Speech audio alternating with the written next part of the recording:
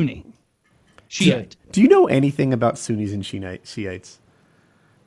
I know started retaining information recently. I just went through like the difference between the Sunnis and the Shiites. I think it goes back to after Muhammad died, there were two different trains of thought. And like half the Muslims thought that they should go with this one guy, and half of them thought they should go a different direction. And that was the split. And it literally goes back to like Muhammad's death. And I think that like I don't remember whether it's the Sunnis or the Shias, but those went with like Muhammad's friend, who has a name. Like you always like it's like it sounds like a modern name. It was Eric. It is a modern name. The other guy's name is the current leader of ISIS is named for that guy. Yeah, Eric Richardson. No. I'm like, get out! No way his name's Eric. No. Yes, Eric Richardson, head of ISIS. He's like. Now, do you know this is Eric and Alan? Alan's our COO. You know, I'm worse than Kyle, like because I'll develop expertise on like Sunni and Shiite, and it lasts for like 15 minutes. I've done this several times. Do you know which one of them is a better ally to America at the moment? Either of them? None of them? I'm on their Wikipedia page. Because you're right. As soon as I close this out, I'll forget. That's what I would do. No, I don't know. I don't remember. There definitely is one, of course, right? But in the end, like it's just the enemy of my enemy. Is what kind of which one is the good one?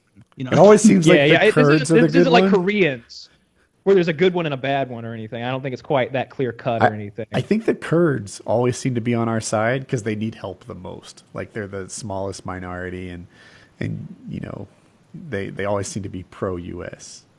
Kyle's giving me a look like I'm wrong, so I'm not. I might be out of date. Well, I'm trying. Right. I'm analyzing what you said in my brain and trying to make sense of it. I'm trying to like think if I know if the Kurds are named for the region in Kurdistan that they live in, or because of the religious beliefs. Like, are there Sunni and Shia Kurds? Was my thought process. I think we're pretty ignorant about the whole thing. It's pretty hard to talk about. We are pretty fucking ignorant about this. No one will bring. We're totally ignorant about this, but I mean. We're finding articles. We're trying.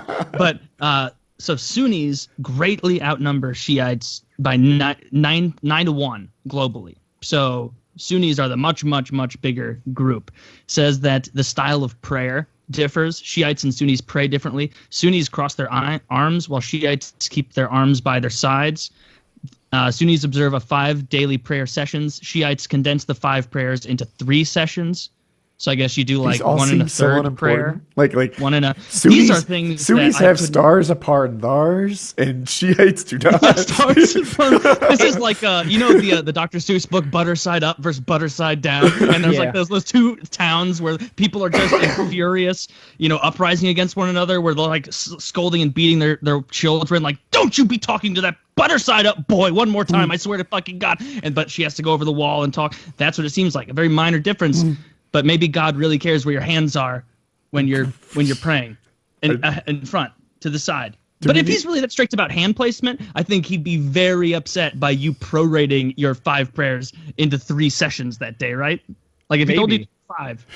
I don't know. God really likes praise, right? I feel like if one group plays 3, like tells God he's awesome 3 times a day, and the other group says it 5 times a day, God's totally going to be pro 5 times a day. Based on what I know of God, he really likes being told he's awesome. Here's an interesting one that's small. That's the bigger difference. So Shiites, which is the smaller group, are governed by more hierarchical structures following living religious leaders.